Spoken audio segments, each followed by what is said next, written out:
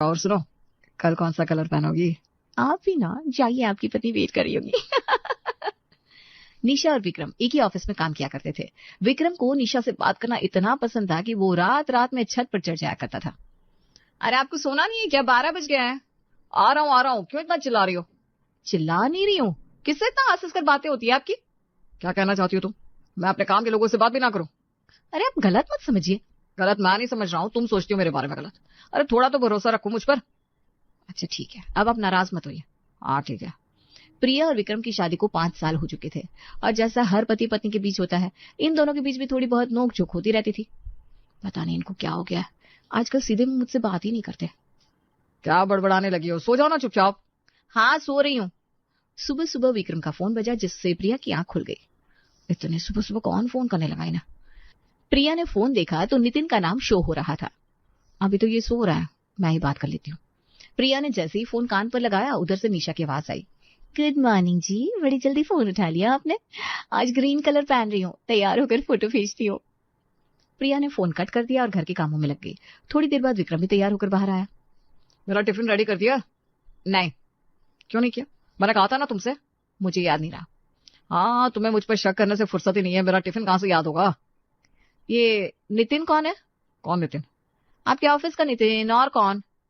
अब साथ में काम करता है मेरे, तुम क्यों पूछ रही हो? सुबह फोन आया था उसका, कह रहा था आज ग्रीन सूट पहन कर आएगा। अच्छा, अब मेरे पीछे तुम मेरा फोन भी चेक करने लगी हो?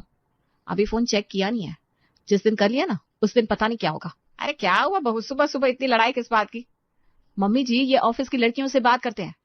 तो बात ही तो करता हूँ, कौन सा किसी को घर ले आया? और ऑफिस में काम करते बात तो हो ही जाती है। अच्छा, इतनी बात कि वो तैयार होकर आपको फोटो भेजे? विक्रम, बहू क्या बोल रही है? माँ, आप मंदिर में ध्यान लगाओ, मेरी जिंदगी में नहीं। ठीक है, वैसे भी अब मेरा क्या ही हक बनता है तुम लोगों के बीच में बोलने का। निर्मला चुपचाप पूजा की थाली लेकर मंदिर के लिए निकल जाती है। अब तुम ना ज्यादा बहस मत करो, जाकर टिफिन बना दो, नहीं तो मैं बाहर ही खा लूंगा। आप बाहर खाने की आदत डाल लीजिए, मैं जा रही हूँ अपने मायके। छोटी छोटी बातों पर लड़ाई करोगी अब तुम, और घर छोड़कर जाओगी? हाँ जाऊंगी। आप कीजिए अपनी ऑफिस वालियों से बात। अरे वो सिर्फ दोस्त है मेरी। सिर्फ दोस्त होती ना तो उससे रात रात भर बातें नहीं होती आपकी। वो सुबह सुबह गुड मॉर्निंग नहीं कहती। तुम्हें जो सोचना है सोचती रहो, मुझे जो कहना था मैं कह चुका। ठीक है, मैं भी जा रही हूँ। प्रिया अपना सामान पैक कर मायके निकल जाती है और मायके में सुबह सुबह उसे देखकर उसकी भाभी कहती है, अरे नन्ना जी, बड़ी सुबह आ गई आप, दमाजी नहीं आए? नहीं वो नहीं आए, मैं आई हूँ। गुस्से में लग रही हैं आप, कोई बात है क्या? बाद में बात करती हूँ ना भाभी, अभी मेरा दिमाग खराब है। अच्छा अच्छा ठीक है, आप नाश्ता कर लीजिए। प्रिया अपने कमरे में चली जाती है और पूजा अपने पति से कहती है, सुनो, तुम्हारी बहन गुस्से में है, कहीं घर छोड़कर तो नहीं आ गई? देखो मैं उसे ज्यादा दिन नहीं रख पाऊंगी यहाँ। हाँ, हमारे खुद के कितने खर्चे हैं। अरे इतना क्या सोच रही हो, अभी तो उसे आए हुए 20 मिनट भी नहीं हुए। जो भी हो, अगर ऐसी वैसी कोई बात है तो अपनी बहन को समझाकर भेज देना ससुराल वापस। हाँ भैया, देख लूंगा मैं। प्रिया को मायके में 2 दिन हो चुके थे। इधर विक्रम ऑफिस में निशा के साथ मजाक मस्ती में लगा हुआ था। क्या हुआ निशा, एकदम से उदास क्यों हो गई तुम? क्या बताऊं, अब मैं जहाँ रहती थी उस मकान मालिक के घर में शादी है, तो मुझे अभी कुछ दिनों के लिए घर खाली करना है। लेकिन मुझे समझ में नहीं आ रहा मैं एकदम से कहाँ जाऊं। अरे तो तुम इतना परेशान क्यों, और सबसे बड़ी बात, मेरे होते हुए परेशान क्यों?